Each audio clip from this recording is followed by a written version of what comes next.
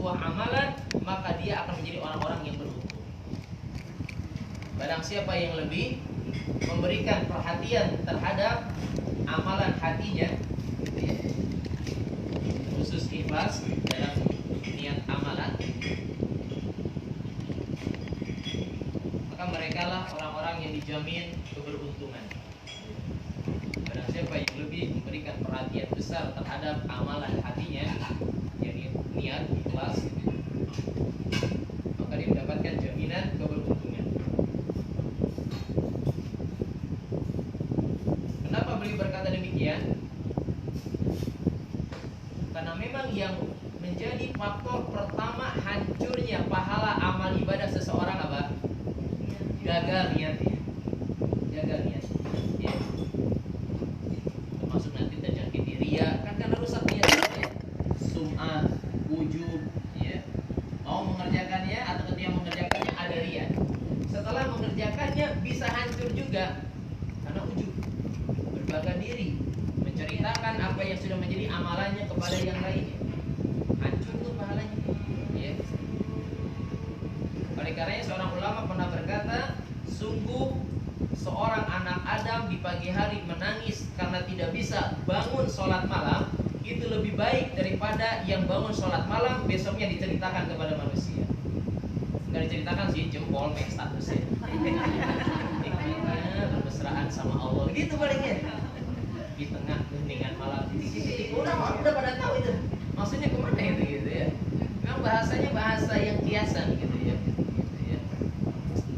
Alangkah syahdunya malam ini gitu. Pasti lihat statusnya pukul 02.30. Kan udah tanda-tanda buat joki lagi tahajud ini gitu kan. Tahu tuh ya. Ya memang sekarang bukan dalam bahasa perbalisan, sekarang bahasa tulisan jempol ya. Sering merusak amalan itu. Baik. Maka itu dua perkataan dari ulama baik kalangan sahabat atau tabi'ut tabi'in yang sangat menjelaskan tentang bagaimana sulitnya menjaga keikhlasan niat. Ya. Sedangkan ia ditetapkan menjadi salah satu dari syarat diterimanya. Syarat diterimanya ya, syarat diterima amal secara mutlak yang pertama ikhlas. Ikhlas. Yang kedua adalah mutaba'ah. Contoh pelaksanaan ibadahnya harus sesuai dengan contoh Nabi. Ini syarat mutlak. Diterimanya ibadah itu dua. Satu ikhlas, dua mutaba'ah atau ittiba. Ya.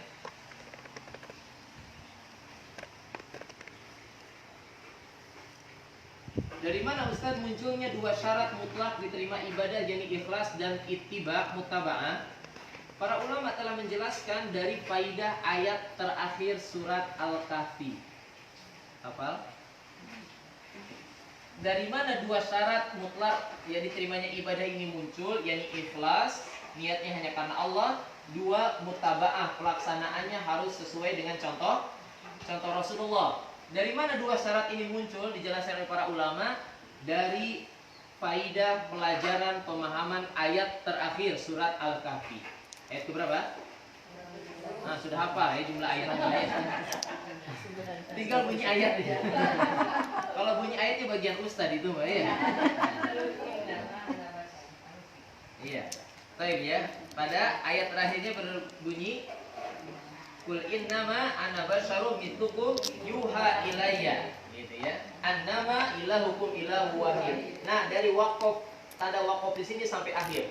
Faman kana yarju liqa'a rabbih falyamal amalan shalihan wa la yusyrik bi ibadati rabbih ahada. Kata Allah Subhanahu wa taala, dan barang siapa yang merindukan perjumpaan dengan Rabb-nya. Siapa yang bakal berjumpa dengan Rabb-nya? Enggak, maksud anak tempat dua pilihan di akhirat yang menjadi perjalanan akhir di mana? Surga dan neraka. Penduduk mana yang bakal bertemu dengan Allah? Penduduk surga. Maksudnya barang siapa yang berjumpa dengan Rabb-nya, jadi penghuni surga. Yang amal-amalnya diterima oleh Allah. Maka syaratnya, jawab syaratnya adalah yakni fal ya'mal amalan sholihan. Syaratnya maka hendaknya dia melakukan amal salih. Kata Ibnu Katsir, sebuah amal disebut amal solih kalau pelaksanaannya sesuai contohnya dengan contoh Nabi. Baru jadi amal solih. Kalau enggak jadi amal toli. Beda sod, beda to, beda maknanya. Kalau amal solih, amal baik. Kalau amal toli, amal buruk. Beda ya. Jadi kapan sebuah amal ibadah disebut amal solih? Kalau melaksanakannya sesuai contoh Nabi. Berarti ini mutaba'ah. Wala yusrik bi ibadati rabbi ahada, dan jangan menyekutukan Allah dalam setiap peribadahan dengan sesuatu yang lainnya. Ini apa namanya? Iya, syirik. Ya, berarti yang diperintahkan apa? Ikhlas, tauhid. Jangan menghadirkan tandingan bagi Allah dalam beramal. Cukup untuk lillahi ta'ala, ya. Bukan linnasi, lifulan, ya, dan seterusnya. Maka dua syarat mutlak diterima ibadah ada pada pemahaman ayat penghujung surat Al-Kahfi ayat 110, ya. Meskipun yang disebutkan dalam urutan ayat tersebut adalah mutaba'ah dulu baru ikhlas, ya.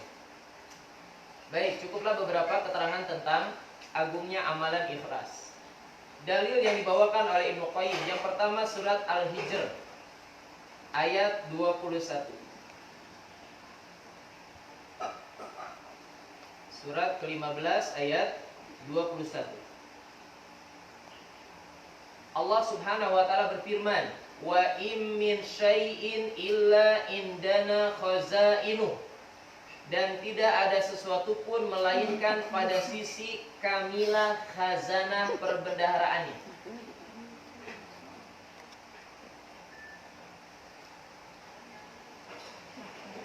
Kita yang sebagai penuntut ilmu yang awam, setiap orang Cikarang mau nyambung, ya. Dari mana beliau kok menukilkan ayat ini tentang tema bab ikhlas? Ya. Kenapa Ibnu Qayyim memilih surat Al-Hijr ayat 21 yang kata Allah Subhanahu wa taala, dan tidak ada sesuatu pun melainkan pada sisi kamilah khazanah perbendaharaannya. Artinya apa? Tidak ada satu sebab kebaikan pun yang diinginkan oleh manusia kecuali ada dalam genggaman siapa? Allah Subhanahu wa taala. Jadi kalau dia menginginkan kebaikan amalannya, kenapa minta kepada manusia? Kenapa bukan berharap apa yang ada di sisi Allah? Gitu ya. Perbendaharaan apa yang tidak ada di sisi Allah? Apa sih sebetulnya yang diinginkan baik jangka pendek atau jangka panjang ketika seorang muslimah beribadah? Kembali ke doa sapu jagat, ya. 201 Al-Baqarah, Rabbana atina fid dunya hasanah, wahai Rabb kami, anugerahkanlah kepada kami kebaikan di seluruh kebaikan di dunia, perbendaharaannya ada di tangan siapa? Allah. Wa fil akhirati hasanah, dan kebaikan di negeri akhirat ada di tangan siapa? Wa qina adzabana, dan selamatkan kami dari api neraka ada di siapa?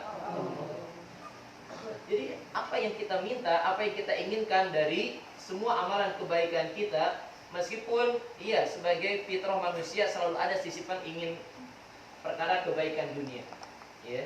Tapi hati-hati ketika beramal, jangan sampai porsi terbesarnya adalah menginginkan kebaikan dunia. Yang paling utama inginkan akhirat, dunia akan mengikuti. Gitu aja. Gampang, ya. Rumusnya adalah siapa yang mengejar negeri akhirat, maka dunia akan mengikutinya. Begitu. Ini sudah janji dari hadis Nabi, ya. Tapi yang terbalik, siapa yang menginginkan dunia yang lebih diprioritaskan daripada akhirat, kata Nabi SAW, man kana dunya hammahu. Barang siapa yang menjadikan dunia tujuan dari semua amalannya. Apa yang terjadi? Kata Nabi SAW, kutibalahu, ya, al-faqra baina ainahu. Allah jadikan pada kedua pelupuk matanya kefakiran terus menerus. Dan untuk urusan dunia ada merasa cukupnya atau tidak? Kecuali apa? Kecuali apa kata Nabi? Tanah, ya. Tanah, ya.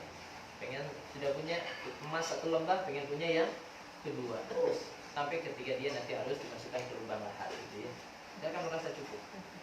Jadi kalau yang dijadikan tujuannya dunia, kata Nabi, dijadikan di pelupuk matanya kefakiran terus, tidak akan pernah merasa cukup. Ya. Dan apa kata Nabi?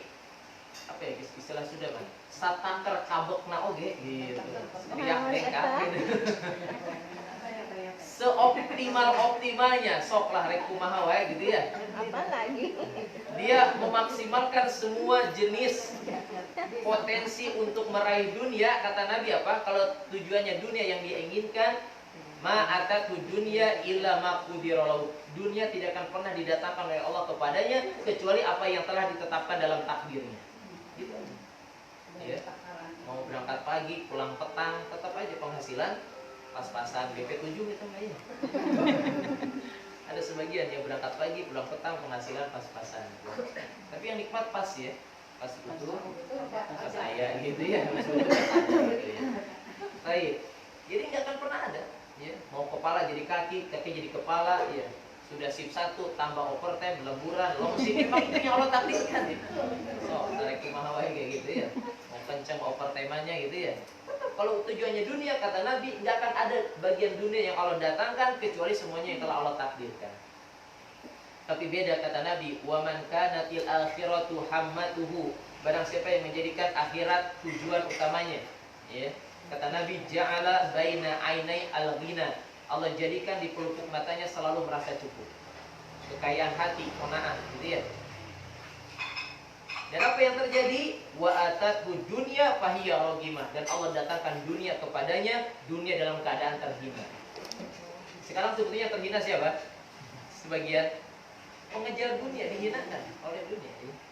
Tapi orang yang menjadikan negeri akhirat tujuannya, dunianya Allah datangkan dan dunia tersebut dalam keadaan tertunduk hina di hadapannya. Ya.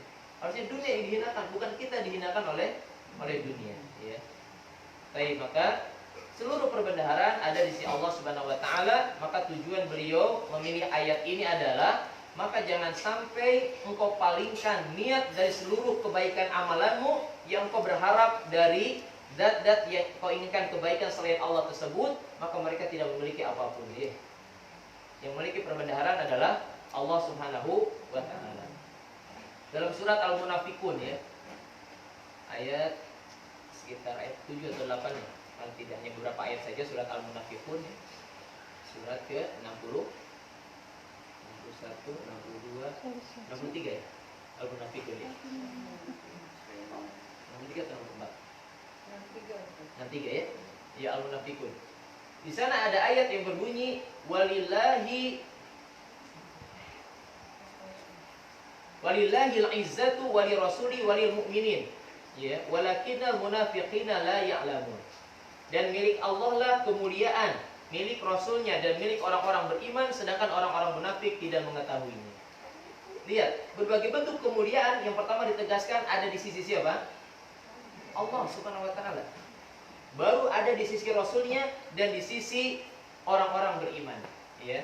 Maka yakinlah ketika Allah memberikan nikmat hidayah iman kepada kita, itu merupakan sebab ya bahwasanya orang-orang beriman itu Allah muliakan, Allah tinggikan. Ya.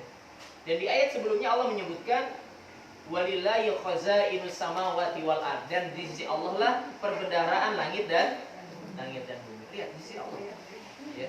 Ayat ke 7 dan 8 ya. 7 dan 8 baik jazakallahu khairan ya. Maka dialah yang memiliki perbendaharaan, di tangannya lah semua kunci-kunci semua perbendaharaan itu ya. Maka ketika siapapun yang dari amalannya meminta kepada selainnya, kata beliau, maka berarti dia sudah meminta kepada makhluk yang tidak mempunyai kekayaan. Siapa umat yang tahu salah satu nama Allah yang husna yang bermakna maha kaya apa?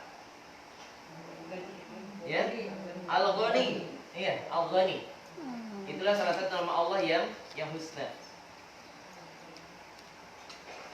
Makanya ketika banyak ayat yang menjelaskan tentang kekuasaan Allah, semua kekayaan langit dan bumi ada di tangan Allah, pasti ditutup dengan sifat Allah Al-Ghani. Termasuk ayat yang menjelaskan tentang kalau manusia tidak pandai bersyukur kepada Allah, pasti ditutup dengan Allah itu maha kaya. Contoh wasiat Luqman kepada putranya. Ya.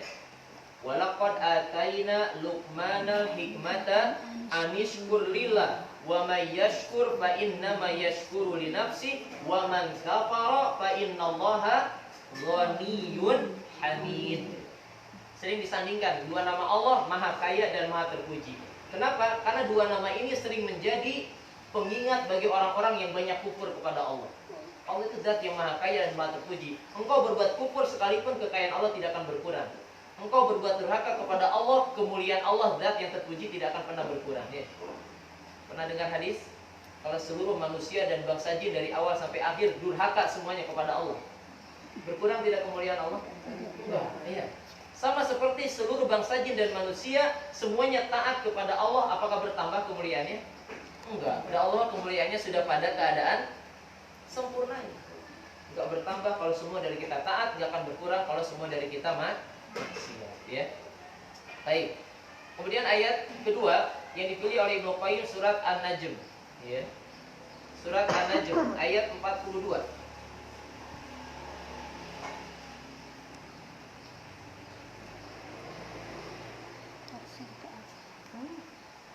An-Najm surat ke 53 ya. Dua surat sebelum Ar-Rahman ya.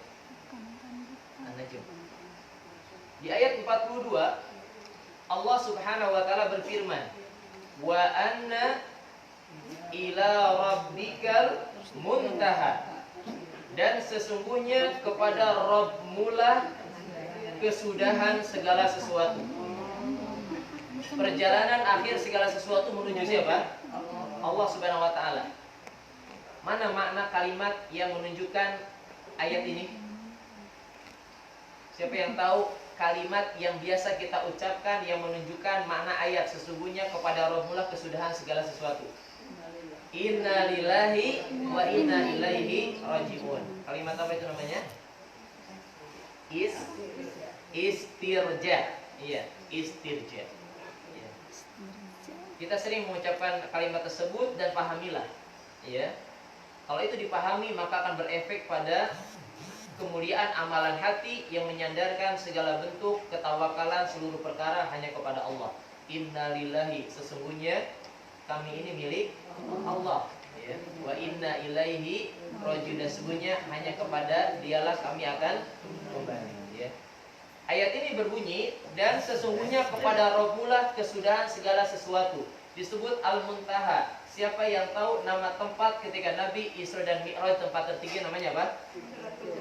Sidratil Muntaha. Kenapa disebut Sidratil Muntaha? Ya, tempat puncak yang tidak ada kepuncakan lagi setelah itu. Disebut sidrohnya karena memang di sana ada pohon bidara. Pohon bidara namanya sidroh, ya. Tapi pembahasan tentang negeri akhirat pernah kita bahas, ya, dari perjalanan negeri akhirat, bahwasanya kalau ada nama yang sama di akhirat, namanya sama tapi hakikatnya berbeda. Di akhirat ada buah apel, ada di surga ada anggur, ada. Beda tidak hakikatnya dengan anggur yang ada di dunia? Pasti beda.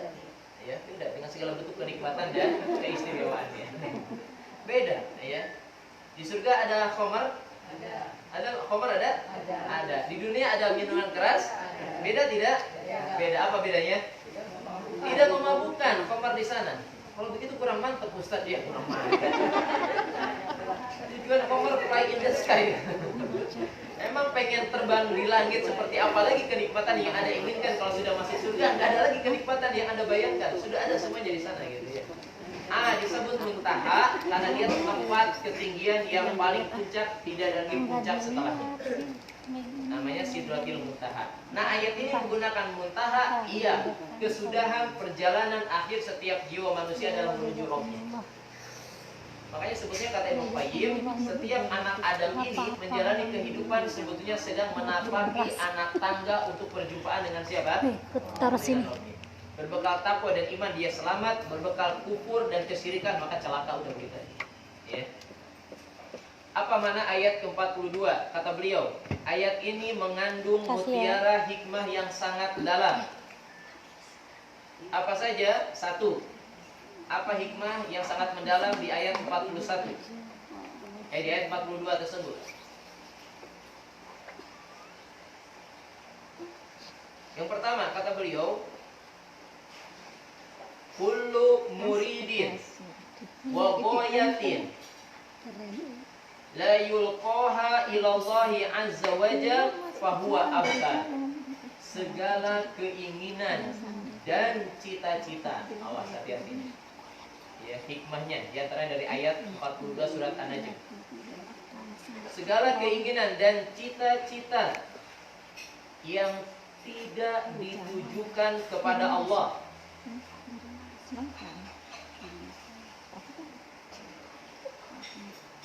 maka yakinlah itu perkara yang sia-sia. Ya. Sia-sia. Keinginan dan cita-cita yang tidak ditujukan kepada Allah, maka yakinlah itu perkara yang sia-sia. Termasuk dalam ibadah. Kalau bukan ditujukan kepada Allah, apa? Capek gawe, teka pake. Iya. Capek gawe, teka pake. Amalnya jadi bangke. Iya, di akhirat jadi teke. Iya. Iya. Iya, iya, roaming dah. Lihat ya. Salah siapa ada di Cikarang ini sudah. Enggak ya, bercanda ya. Yang ngantuk ayo makan salak atau Capek gawe teka pakai itu ya sudah beramal tidak diterima ya. Yang basir ya. Iya. Faedah yang kedua, mau di tengah. tujuan akhir yang mulia, tujuan akhir yang mulia dari semua keinginan manusia, dari semua keinginan manusia Makan cengek biar nggak ngantuk. adalah kemuliaan kedudukannya di hadapan Allah.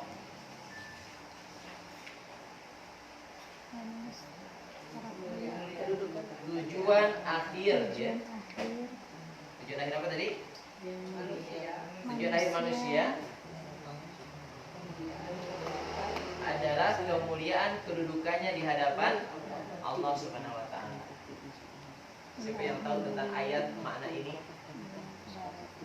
Kedudukan yang paling mulia, siapa yang tahu mana ayat ini? Ayat yang bermakna kalimat ini?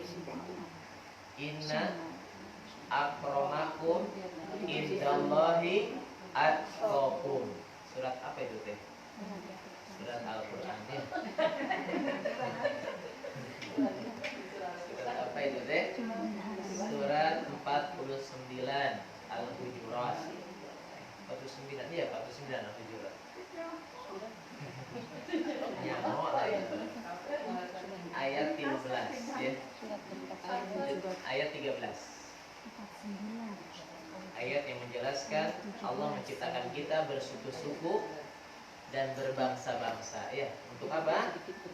Saling mengenal di antara kita ya. Kemudian Allah tutup tentang tanda kemuliaan, inna akramakum indallahi atqakum. Ayat 13 ya.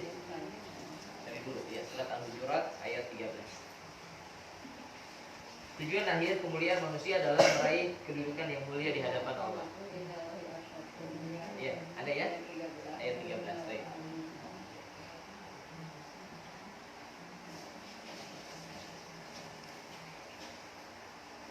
Faidah yang ketiga, mutiara hikmah dari ayat ke-42 surat An-Najm. Lihat.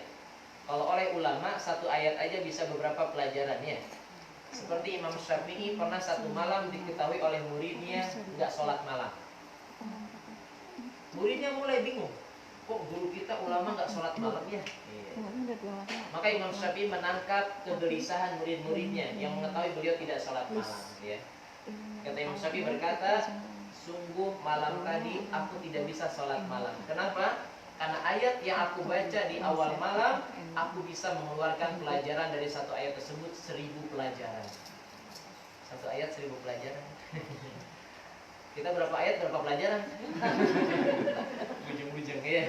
Kalau nggak ada penjelasan dari para ulama ya. Tapi itulah keberkahan ilmu dari warisan para nabi ya. Imam Syafi'i sampai bisa mengeluarkan pelajaran dari satu ayat 1000 pelajaran. Kenapa? Karena beliau memang bukan ulama yang on ya.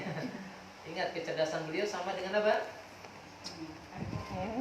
Kecerdasan satu orang Imam Syafi'i berbanding dengan berapa? Sepertiganya penduduk dunia. Kalau sekarang satu orang Imam Syafi'i masih ada, maka bisa sebanding dengan IQ-nya 2 miliar manusia. Kalau IQ kita seberapa manusia? 1/6 miliarnya ya. Kita kan masing-masing aja lah. Ya, kalau Imam Syafi'i itu sepertiga penduduk dunia. Kata muridnya Imam Ahmad ya, yang punya mazhab sendiri, tetap ditanya oleh anaknya, wahai bapakku, siapakah ulama yang paling cerdas? Imam Ahmad yang hafal ratusan ribu hadis tetap menjawab Imam Syafi'i yang paling cerdas ya. Iya. Baik. Pelajaran yang ketiga, kata beliau, kullu amri yurja'u ila Allahi azza wa jal bi iradatihi wa bi hikmatihi wa ilmihi. Semua urusan pasti berpulang kepada Allah. Semua urusan pasti berpulang kepada Allah.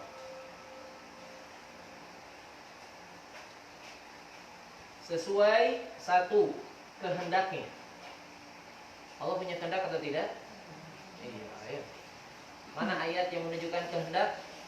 Dua ayat terakhir surat Yasin. Nah, harus hafal.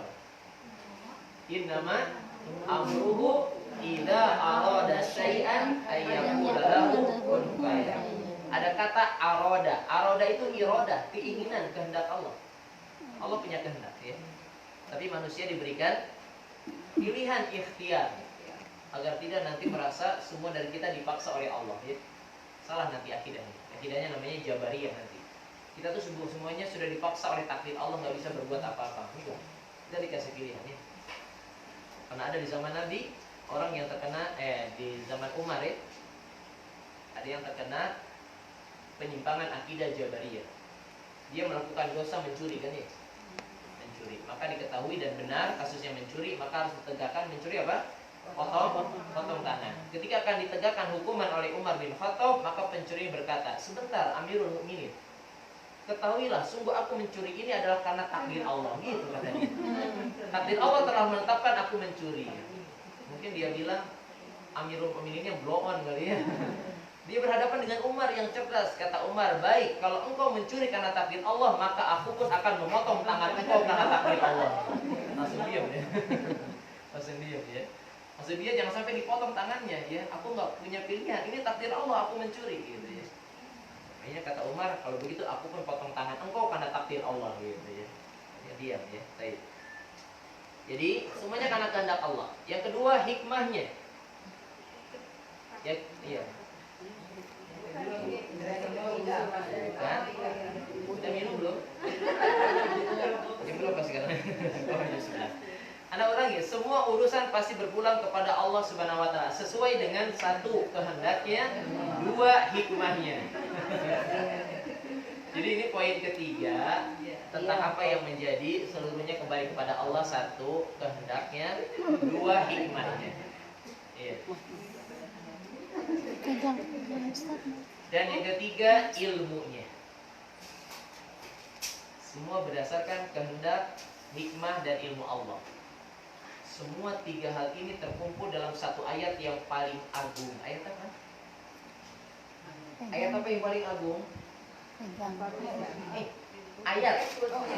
Ayat kursi.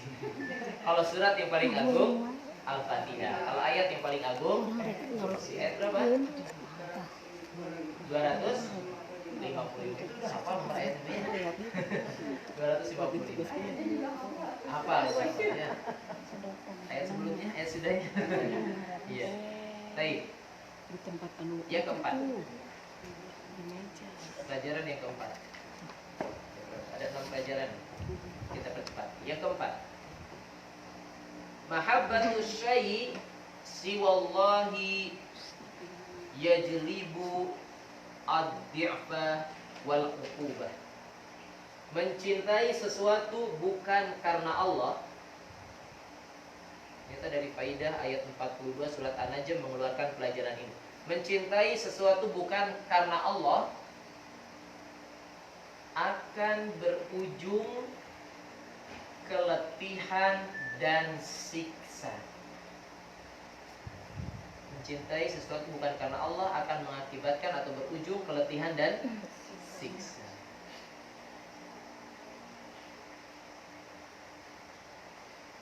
Yang kelima, kullu amalin la yaqsudu ilallahi fahuwa abtar. Ini penguat yang tadi. Seluruh perbuatan yang tidak ditujukan untuk Allah, maka apa? Sia-sia. Ya, diperkuat lagi pelajarannya. Seluruh perbuatan yang tidak ditujukan kepada Allah akan sia-sia. Terakhir, pelajaran terakhir. Kullu qalbin la yata'allaqu ilallahi fahuwa halik. Setiap hati yang tidak terpaut dengan Allah, setiap hati yang tidak terpaut dengan Allah, fahuwa halik, maka dia akan celaka. Wa yamna'u layyanala as-sa'adah wal aflah. Setiap hati yang tidak terpaut dengan Allah maka akan celaka serta terhalang. Terhalang apa? Untuk mendapatkan kebahagiaan dan keberuntungan. Semua hati yang tidak terpaut dengan Allah akan celaka serta terhalang untuk mendapatkan kebahagiaan dan keberuntungan. Baik, ma'asyiral muslimat, al-ummahat fillah, ibu dan hati Allah Subhanahu wa taala, maka berdasarkan dua ayat tadi, Al-Hijr 21, An-Najm 42, Ibnu Qayyim menutup. Kata beliau, laisal amru muhimmun yatlubu ilaihi illallahi wala ghayatul akhar ilaihi. Kata beliau sebagai penutup nih, kalimat ini apa namanya? Kalau dalam bahasa Arab apa sih? Dalam bahasa Indonesia induktif. Kalimat induktif ya. Kalimat inti dalam sebuah paragraf, kata beliau ada di akhir. Kata beliau, oleh sebab itu laisal amru muhimun, tidak ada perkara yang paling penting. Oleh sebab itu tidak ada perkara yang paling penting. Lihat luba, untuk dicari. Tidak ada perkara yang paling penting untuk dicari illallah, kecuali Allah. Wala ghayatun ukhra illa ilaihi, dan tidak ada tujuan akhir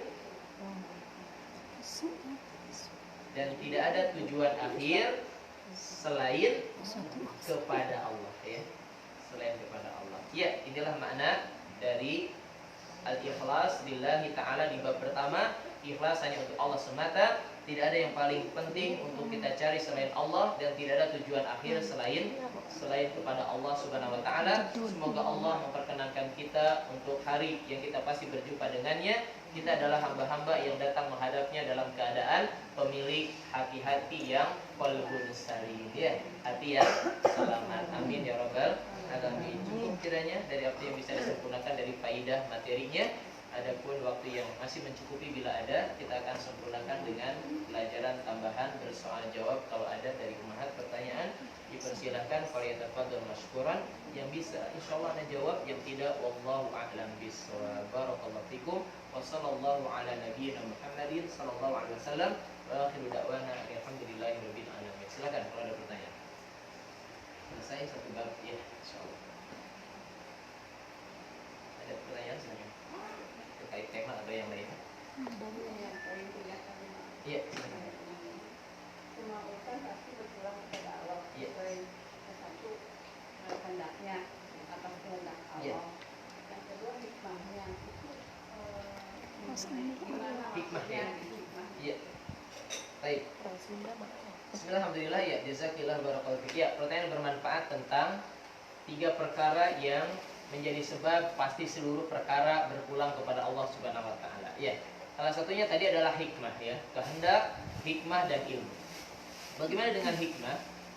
Dalam sebuah ayat ya, anak agak lupa Ali Imran atau An-Nisa, yu'til hikmata may yasha. Allah senantiasa memberikan hikmah bagi yang Allah kehendaki.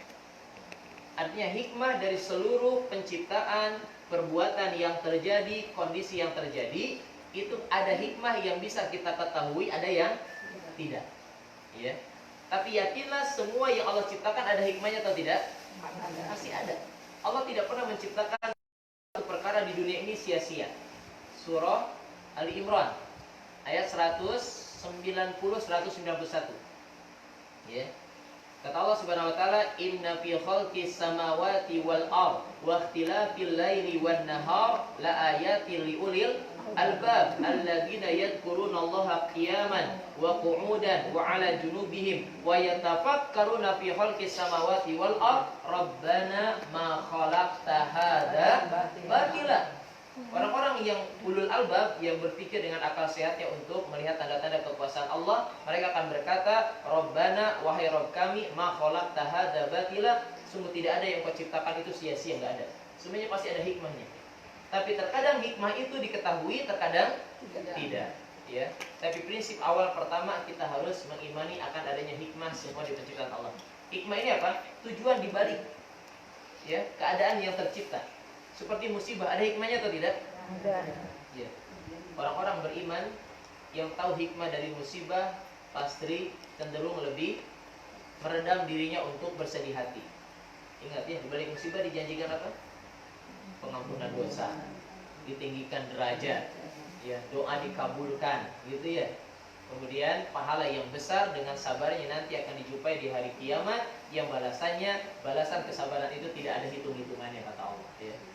Jadi kalau memahami di balik musibah, kemudian dia bersabar dan berharap pahala di sisi Allah, maka hikmahnya dia akan ketahui. Ya. Tapi terkadang ya jiwa manusia ya, dengan apa yang menjadi perturutan hawa nafsunya mengalahkan ya. Baru bisa sabar setelah nanti berapa hari. Di awal musibah bersabar tidak? Enggak, uring-uringan. Makanya kata Nabi, innamas sabru bisaddaqil ula. Yang namanya hakikat kesabaran adalah sikap respon pertama ketika musibah terjadi. Ayo, gimana coba?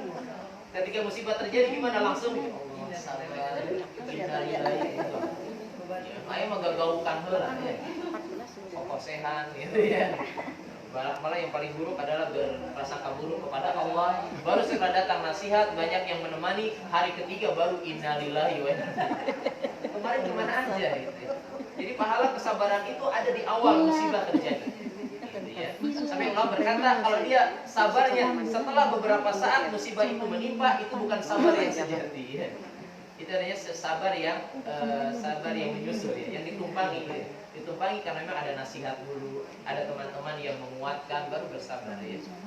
Kan, makanya Nabi menyebutkan kesabaran itu adalah ada di saat pertama sikap respon ketika menghadapi musibah. Jadi hikmah selalu ada ya. Apa yang menjadi segala bentuk penciptaan Allah, di balik ya perkara tersebut Allah menghendaki apa, itu pasti ada hikmahnya. Terkadang Allah beritahukan dan kita ketahui, terkadang tidak ya. Tapi yakin semua perkara ada hikmahnya. Allah ya. Husnuzan ya. Sikap yang paling menggapai tahu semua di balik perkara ada hikmahnya adalah husnuzan. Berprasangka baiklah terus kepada Allah Subhanahu wa taala. Kata Nabi dalam hadis qudsi, Allah berfirman, ana inda dzanni abdi ya. Aku ini bagaimana prasangkaan hambaku terhadap diriku. Kalau dia berprasangka baik, aku berbuat baik kepadanya ya. Jadi husnudzanlah yang akan menjadi perkara sebab meraih hikmah yang Allah inginkan dari setiap keadaan yang sempurna. Ya, Allah.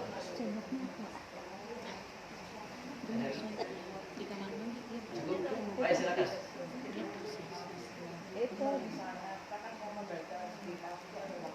Membaca? Oh, zikir paginya.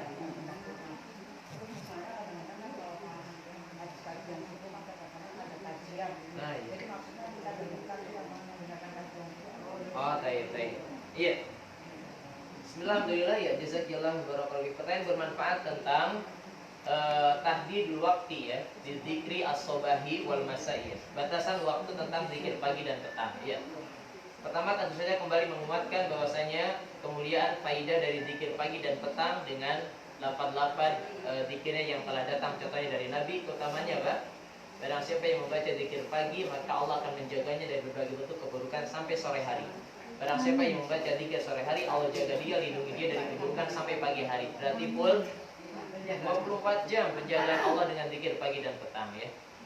Sekarang bagaimana batasan zikir pagi dan petang? Seperti menghadapi kondisi ada beberapa waktu setelah subuh ada kajian. Iya, Ibnu Qayyim pernah menyebutkan, beliau punya kitab yang memberikan tuntunan ibadah namanya Zadul Ma'ad. Ini kitab beliau terkenal juga ya, Zadul Ma'ad fi Hadi Khairil Ibad, perbekalan yang terbaik dalam rangka perjumpaan dengan hari kebangkitan di hadapan Allah, ya, bagi peribadahan seorang hamba manusia. Kata beliau, batasan zikir pagi dan petang ada batasannya. Yang pertama, zikir pagi yang paling afdol adalah ba'da subhi hatta tatlu asyam. Setelah subuh sampai terbit matahari. Sekarang kondisinya rata-rata kalau kajian ba'da subuh pasti sampai syuruk. Sampai selesai syuruk ya, untuk sholat sempurna yang kata Nabi, barang siapa yang hadir sholat berjamaah subuh kemudian duduk ya, tidak meninggalkan tempatnya baik kajian ataupun ada baca Quran, zikir sendiri sampai nanti kemudian sholat 2 rakaat setelah matahari terbit, maka sama seperti pahala umroh, ya, pahala umroh. Berarti waktu utama kalau pada subuh ada kajian, berarti terpakai semuanya. Waktu utama untuk berzikir pagi. Maka saat itu bagaimana? Kata beliau, iya, diperbolehkan zikir paginya setelah kajian. Kalau memang setelah kita zikir pada sholat, kajian langsung jalan, tidak mungkin. Kalau kajian dimulai, kita ingin mendengar, kemudian kita sambil zikir pagi, kata Ibnu Qayyim, itu termasuk perendahan ayat-ayat Allah. Jangan. Dengar kajian sambil zikir, nggak boleh. Enggak menyelesai. Tanggung. Tanggung Ustaz. Nggak boleh. Kalau memang meniatkan hadir di majelis kajian, kecuali hanya menyimak radio. Kalau menyimak radio lain urusannya, menyimak media elektronik lain. Ini kalau hadir kajian di masjid, jangan melakukan apapun, termasuk tilawah Quran itu nggak boleh. Sampai tilawah Quran ketika ada kajian majelis ilmu, nggak boleh dia ada di ruangan itu. Kalau mau baca Quran silakan cari tempat yang lain. Loh Ustaz, dia baca ayat-ayat Allah yang sedang dipelajari di majelis ilmu adalah ayat-ayat Allah, bahkan pemahamannya. Kalau dia baca Quran ada pengajian, maka dia dinilai menghinakan ayat Quran. Ini memang kita sehari yang utama ya Ustaznya, tapi kita bisa kan soal zikir itu ini kan masing-masing ya Ustaz. Iya, betul. Kita nggak usah umpamanya imam lagi ngikutin imam seluruhnya kan nggak usah ya. Kalau kita udah sendiri selesai, imam belum selesai zikir, kita baca zikir pagi kan boleh. Tidak masalah. Nah, itu. Tidak masalah, iya. Tidak ada tuntunan dalam zikir pada sholat harus koor, iya. Harus koor dikomandoi oleh imam, tidak ada. Karena dalam hadis yang menunjukkan satu golongan yang nanti akan mendapatkan naungan Allah adalah zikir kholian, zikir menyendiri. Zikir menyendiri itu yang afdol ya, sesuai dengan tuntunan Nabi. Maka ketika kita selesai zikir yang tidak bareng dengan imam, kemudian kita baca zikir pagi dan petang, tidak masalah. Tapi kalau saat pilihan majelis ilmu di masjid, kemudian kita baca zikir pagi dan tahan dulu zikir pagi. Iya, nanti aja setelah kajian selesai. Iya. Karena tetap ada yang lebih utama, dan inilah kata Syekh Shalih Utsaimin, di antara kecerdasan seorang muslim tahu ketika amal ibadah mana yang harus lebih diprioritaskan. Itu cerdas itu. Ya. Kalau dia salah kaprah, maka dia termasuk orang-orang yang merugi ya. Jadi ketika ada majelis ilmu, ya sudah zikir tahan dulu. Kalau asar, dari ba'da asar ya hatta taghrubasy syams, sampai matahari terbenam. Kalau luput dari waktu utama tidak apa-apa, dibaca setelah maghrib tidak apa. Seperti tadi kalau luput dari waktu utama karena ada majelis ilmu, dibaca setelah kajian atau setelah sholat syuruk tadi, maka boleh. Jadi boleh. Jadi kajian dengerin aja kalau di majelis ilmu. Kalau lewat media elektronik nggak apa-apa, sambil zikir aja. Kalau lihat di televisi atau dengar radio nggak apa-apa. Cukup ya? Iya, cukup, saya kembalikan kepada Wajib.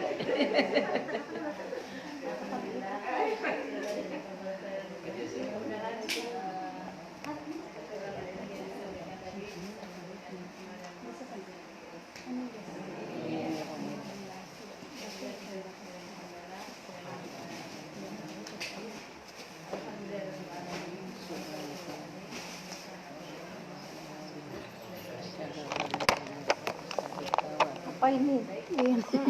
Air siap makanya. Nang tuh tadi. Hai. Ustaz. Ya Ustaz. Udah kan angkat. Ya udah nanya.